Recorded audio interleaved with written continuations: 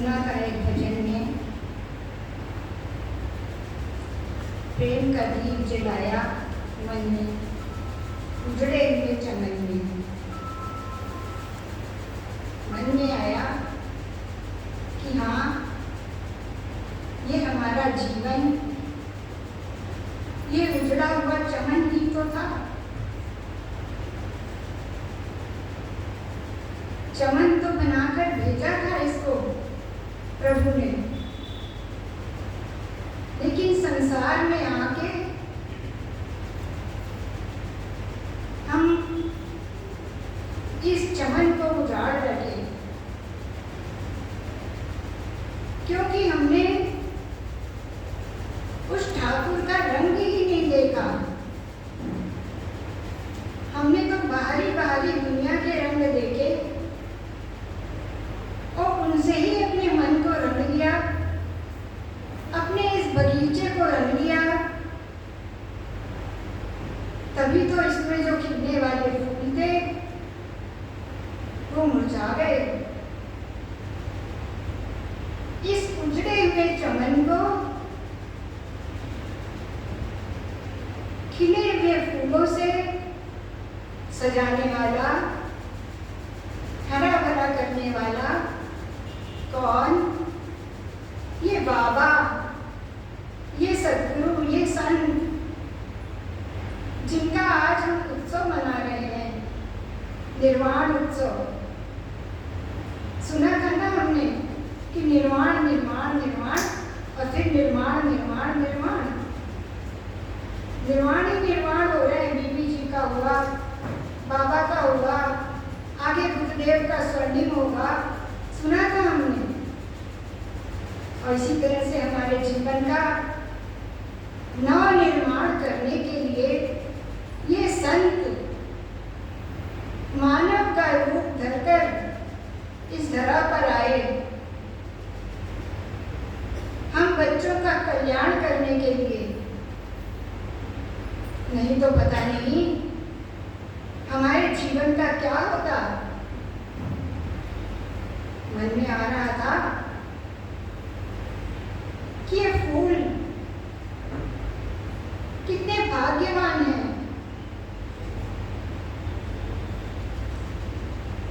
जो माला बनकर प्रभु के गले में पड़ते हैं। और कैसा आश्चर्य है कि वो इस सजे सजाए ईश को और सजा देते हैं और भी सुंदर बना देते हैं।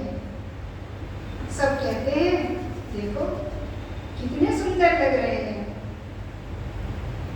माला कितनी सुंदर लग रही है। तो ये क्या है? ये फूलों का खिलना, फूलों की सौरभ। ये फूलों की सौरभ इस फूल में तो प्रभु को सजाती है, सौरभ प्रभु को भी देती है। कैसा आश्चर्य है! जो सारे संसार को सौरभ लुटाने वाला है, सारे संसार को भीतर बाहर से सजाने वाला है, उसको ये फूल सजा रहे हैं, उसको ये फूल सौरभ दे रहे हैं। और जो भी सदन में आता है सबको अपनी सौरभ देते हैं। यहाँ आकर सब भूल जाते हैं कि हम पीछे कुछ संसार, कुछ घर परिवार बच्चे, कुछ हम छोड़कर आए हैं। कैसे जादू है यहाँ! ये सदन जो भी है ये तो जन्नत है। यहाँ आकर हम जन्नत का अनुभव करते हैं, अनुभव पाते हैं कि हम सब कुछ भूल जाते हैं यहाँ आके भी। तो ये क्या है? ये संतों का चमत्कार है कि अभी बहन के मन में इच्छा आ रही थी कि ये भजन बताइए हमें कैसे गाते हैं और क्या इसकी पंक्तियाँ हैं, कौन सी बुक में है।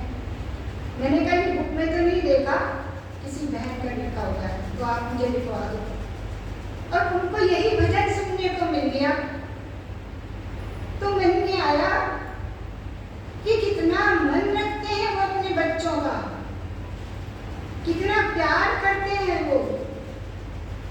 कैसे सारे कार्य को बाबा कर जाता है, पता ही नहीं लगता।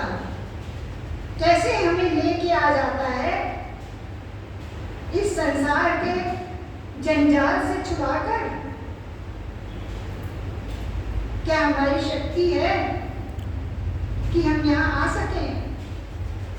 नहीं, हमारी कोई शक्ति नहीं है।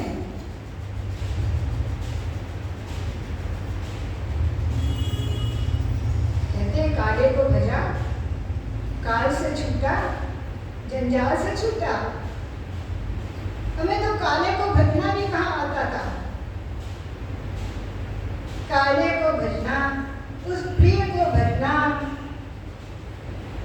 उसी ने तो सिखाया, उस बाबा ने, उस सदगुरु ने तो सिखाया। नहीं तो हम बाहर की पूजा में लगे रहते थे कि अब सावन का महीना है, चलो भाई मंदिर चले जाओ। बचपन से यही देखा सबको और उनके पीछे पीछे हम भी चल देते थे। वही करते थे जो हमारे बड़े करते थे। लेकिन इस संत ने जीवन बदल के रख दिया। काल से और जंजाल से तो छुटाया ही इसने हमें कि काल समय से, अकाल जो सबको ही एक न एक दिन आएगा, सबको ही एक न एक दिन मृत्यु का ग्रास बनना है। आया है सो जाएगा, राजा रंग फकीर। तो कहते हैं समय का चक्र भी छुड़ाया और समय के साथ वो अपने चरणों में लेके आया, अपनी शरण में लेके आया और समय का पता ही नहीं चला कि कैसे। हमारा को लोग कहते हैं कि समय नहीं बीतता, समय नहीं बीतता। हमें लगता है समय कहाँ गया, हमारे पास तो समय कम है। हम उसकी वाणी सुन पाए, हम उसका सत्संग ले पाए, हम उसके दर पे जा पाए। इतना बड़ा समय मिल जाए हमें कि हम उसके साथ सहमय हो जाएं, उसके साथ लय हो जाएं, उसके साथ एकाकार हो जाएं, लीन हो जाएं, तल्लीन हो जाएं उसमें। फूलों को देख करके भी कहते हैं फूल हैरान था कि मेरा खिलना देख के भी खिल न सका। फूल खिले हुए हैं, बगीचा भरा हुआ है, ये सत्संग भवन है, यहाँ पर रंग बिरंगे फूल खिले हुए हैं, सब भक्तों के रूप में। कितने सुंदर उनके भाव हैं, कितनी सुंदर उनकी बातें हैं। तो ये सब उनको कहाँ से मिला? ये सब उनको बाबा से मिला, सदगुरु से मिला। उन्होंने हमारी श्वासों की कीमत की।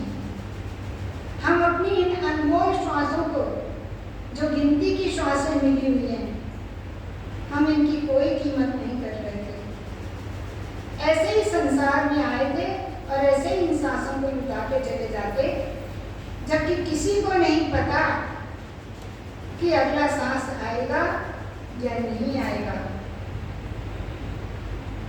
लेकिन फिर भी हम अपना समय यूं ही गंवा रहे थे। तो फूल भी देख के हैरान था कि मैं खिल रहा हूँ बगीचे में, मैं फूल खिल रहा हूँ घर के गमले में, मैं फूल बनकर सब जगह खिल रहा हूँ, लेकिन मेरा खिलना भी तुम्हें खिला ना सका। तो कैसे खिलोगे, कैसे प्रसन्न रहोगे, कैसे आनंद में रहोगे जब प्रकृति के रंग में नहीं रंगोगे, प्रकृति के रंग नहीं देखोगे। प्रकृति के रंग तो हमेशा ही बदलते रहते हैं। कभी गर्मी है, कभी सर्दी है, कभी बरसात है, वो तो अपने नियम से चलती है। लेकिन जब प्रकृति अपने नियम तोड़ देती है तो क्या देखते हैं हम कि कहीं बाढ़ आ गई, कहीं आंधी तूफान आ गए, कहीं बादल फट गया। ये सब क्या है? प्रकृति ने अपने नियम तोड़ दिए। प्रकृति भी नाराज हो जाती है क्योंकि हम मनुष्य उसको नहीं देखते, उस प्रकृति की तरफ नहीं निहारते प्रेम से, उससे प्रेम नहीं करते। प्रेम करना संत। प्रेम करना हमें संत ही सिखाते हैं और संत के दर पे आकर के ही हम प्रेम करना सीख पाते हैं। मन में आ रहा था कि हमें जब कहीं जाना होता है, कहीं घूमने जाएं या कहीं किसी से मिलने जाएं, तो हम ट्रेन से जाना होता है या हवाई जहाज से जाना होता है, तो उसके लिए हम पहले स्टेशन जाते हैं ट्रेन पकड़ने के लिए, तब ट्रेन में सवार हो पाते हैं। ऐसे ही हवाई जहाज से जाना हो तो एयरपोर्ट जाना पड़ता है, तब हम वो हवाई यात्रा कर पाते हैं और अपने गंतव्य तक पहुंच पाते हैं। तो मन में आया कि ऐसे ही तो हमारा ये जीवन है, हमें भी अपने गंतव्य तक पहुंचना है। हमारा गंतव्य क्या है, हमारा लक्ष्य क्या है? हमारा लक्ष्य है हमारे ठाकुर से मिलना, उस प्यारे से मिलना। इतनी प्यारी प्यारी उसकी बातें, इतने सुंदर उसके भजन जो भक्तों ने अनुभव करके लिखे हैं। ऐसा लगता है हमारे जीवन का तो अनुभव ऐसा रहा। जो सुनते हैं ना गुरुदेव की वाणी कि एक ही बात, एक सी बात, एक ही बात, एक ही बात में सबकी एक सी बात है और एक ही बात है कि प्यार प्यार प्यार। बस प्यार करो, प्रेम करो, सबसे प्रेम करो, सबके अंदर उसको ही देखो।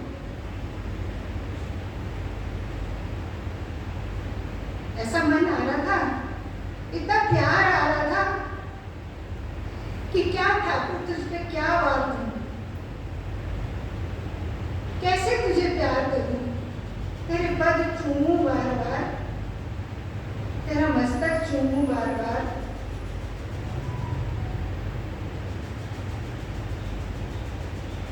कितनी दया करते हैं, कितनी कृपा करते हैं वो। उनकी कृपा का पार न पाए। कैसे वो सजा सजाया और कैसे सज जाता है, वो तो सजा सजाया है। उसे भला बच्चे क्या सजाएंगे? उसको सजाने वाले उसके भक्त हैं जो बड़े ही प्रेम से उसे सजाते हैं, प्रेम से उसके लिए वस्त्र छाटते हैं कि हम कौन से वस्त्र उसको बनाएं, कौन से सुंदर लगेंगे, कौन से फूलों की माला बनाएं जिसमें वो सज जाए, कौन सा भजन हम उसे सुनाएं जिससे वो प्रसन्न हो जाए। सबका यही रहता है प्रयास कि हमने ठाकुर को कैसे रिझाएं, कैसे सजाएं।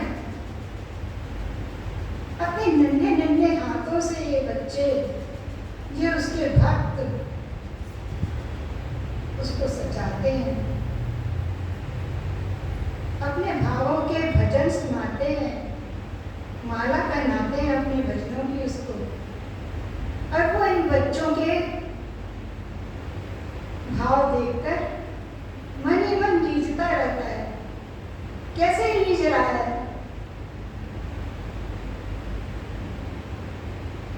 तो कहते दुनिया में तो हम लोग बात कर रहे थे बहन से, वो भी कह रही और मैं भी कह रही। उनका हमारे घर में ना शोर बहुत रहता है, हर समय शोर मचा रहता है। कभी बच्चों का शोर, कभी टीवी खूब तेज चलता है, कभी मोबाइल खूब तेज चलते हैं। हमारे घर में तो शोर ही शोर होता है, ना हम कुछ पढ़ सकते, ना लिख सकते, ना सुन सकते, कुछ भी नहीं कर सकते। वो बोली सेम हमारे घर में भी है। तो जहाँ छोटे बच्चे वहाँ तो ये है। तो फिर कहा ठाकुर ने कि और है तो शोर है।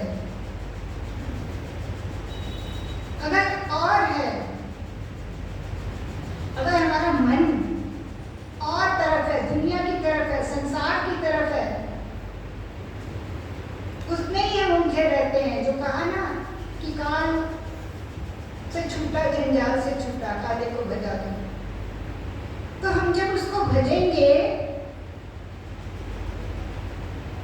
तभी तो हम इस जंजाल से छूटेंगे, तभी तो हमारा ये शोर बंद होगा, तभी तो हमारे जीवन में शांति आएगी। वो तो शांता कारण है।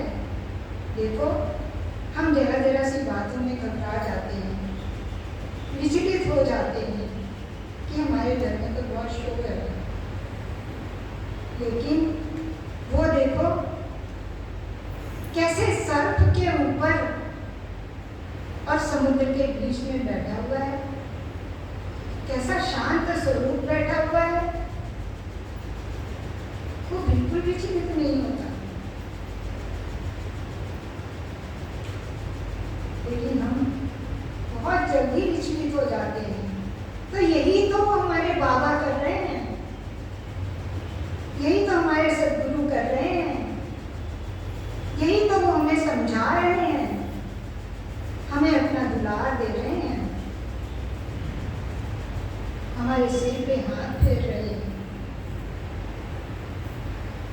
कि तुम विचलित मत हो, तुम्हारे संग संग हूँ, तुम्हारे अंग संग हूँ, फिर तुम्हें किस बात की चिंता। जब मैं तुम्हारे साथ हूँ, और अनुभव में भी आता रहता है, हर पल ही उनका अनुभव मिलता रहता है कि तुम हर पल साथ निभाते, हम फिर भी समझ नहीं पाते। तुम तो हर पल साथ निभाते रहते हो, हर पल हमारे साथ रहते हो और साथ देते हो, और अपनी वाणी के द्वारा हर प्राणी को जीवित रखते हो। हाँ, हम जीवित रहते हुए भी मृत के समान हैं, क्योंकि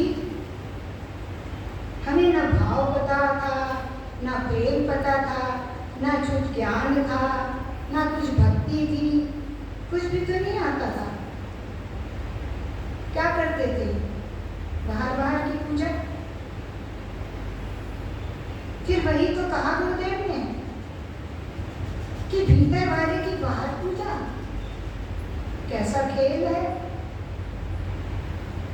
भीतर इतना करीब वो हमारे बैठा हुआ है, हमारे पास बैठा हुआ है, फिर भी हम उसको बाहर ढूंढते फिरते हैं, दर दर भटकते रहते हैं कि शायद मंदिर में मिल जाए, शायद गुरुद्वारे में मिल जाए, कहीं तो मिल जाए वो हमें। हम उसको दर दर तीर्थों में ढूंढते हैं कि शायद तीर्थों पर मिल जाए, लेकिन सब जगह गए, कहीं नहीं मिला। क्या ये आनंद, क्या ये शांति, क्या ये अमृत जो हम पान कर रहे हैं, जी और कहीं जाकर मिला? ये तो मिला बस बाबा की शरण में आके, गुरुदेव की शरण में आके।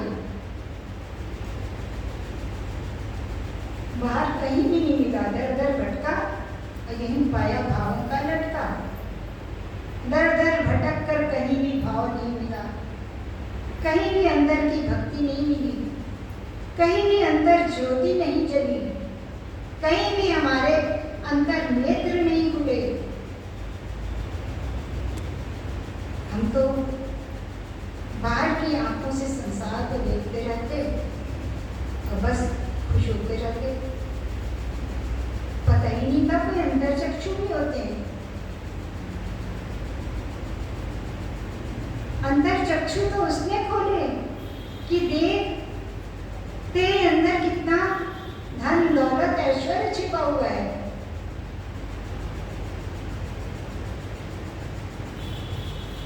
जो कल सुन रहे थे हम प्रवचन में कि रूखी सूखी खाए के ठंडा पानी पी, देख पराई चुपड़ी मत लग जावे जी। कहते रूखी सूखी जो भी मिले, जो भी संसार में तुम्हें मिल जाए, उसे प्रभु की कृपा मान के सहज स्वीकार करो। दूसरे की चीज देख देख के लालची मत बनो, लालच मत करो। तुम्हें भगवान ने जितनी तुम्हारी आवश्यकता है उससे ज़्यादा दे रखा है, बहुत दे रखा है, इतना धन दे रखा है तुम्हें, भाव का, प्रेम का, भक्ति का। क्या कहीं मिलता है ये धन? तुम्हारे अंदर से उसने तिजोरी लगा दी धन की, जिसकी चाबी उसके ही हाथ में है, संत के हाथ में है। वो अपनी वाणी के द्वारा तुम्हारी इस तिजोरी को खोलता है और दिखाता है, अब देख मैं यहाँ बैठा हूँ, क्या मुझसे भी बड़ा कोई धन है?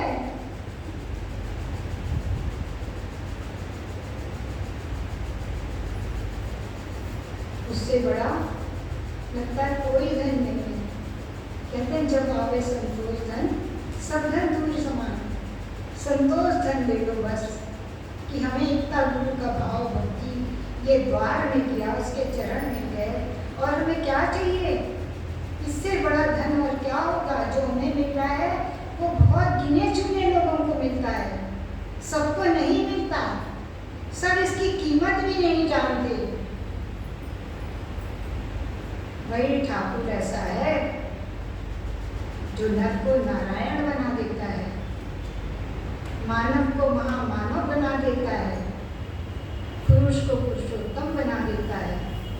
यही ऐसा है, और कोई ऐसा नहीं मिलेगा जो मनुष्य का रूप ही बदल दे।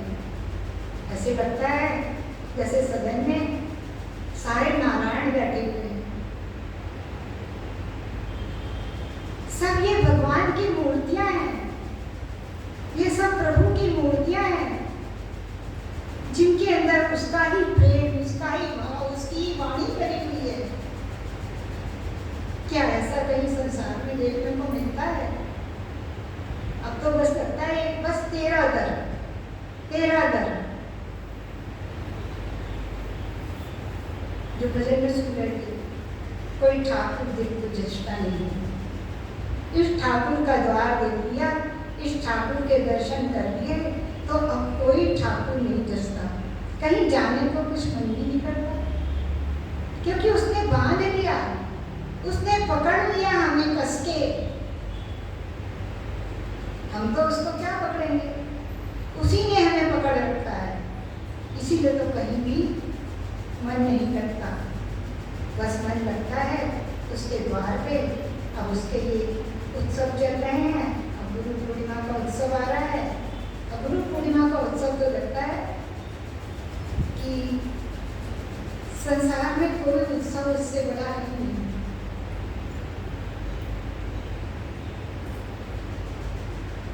क्योंकि गुरु पूर्ण,